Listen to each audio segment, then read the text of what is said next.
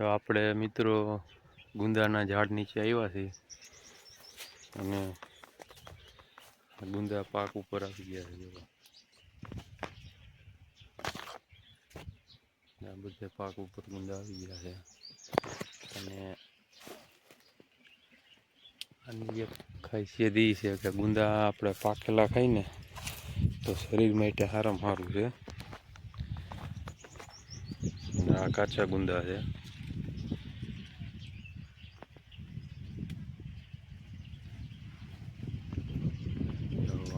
ગુંદા ચોર્યા છે અને પાકેલા ગુંદા ખાય આપણે જો નીચે ખીરા છે આમાં.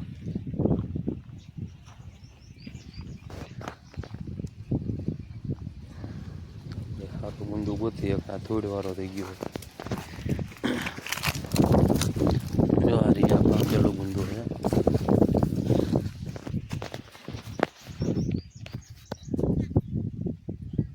આનું બી ઠરિયું હોય ને કાઢી નાખવાનું.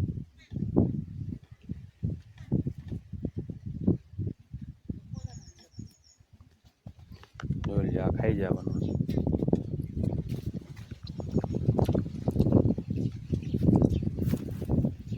જેને આમ ખાધા છે ગુંદા એને ખબર છે એનો સ્વાદ કેવો હોય. ન ખાધા હોય તો તમે ખાજો એકવાર. એટલો મીઠો હોય ગયરો સ્વાદ એની વાત જવા દો તમે.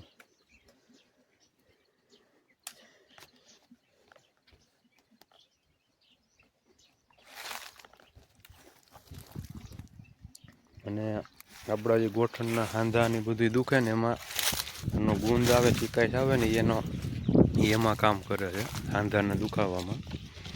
આ કાચા ગુંદા છે અને ખાવાના પાકેલા ગુંદા જોઈ એક નંબર પાકેલો છે. આ ગુંદો ફાટી ગયો છે આખો.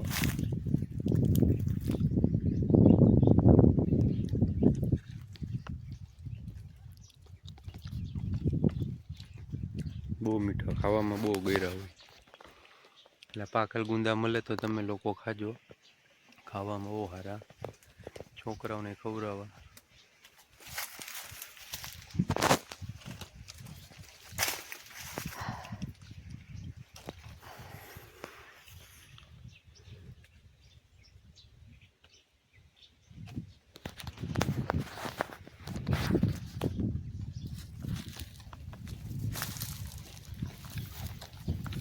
મજા જ આવે ખાવાની. તમને ખાધા જ કરીએ આપણે. શરીર માટે બહુ સારા પાકેલા ખાવામાં.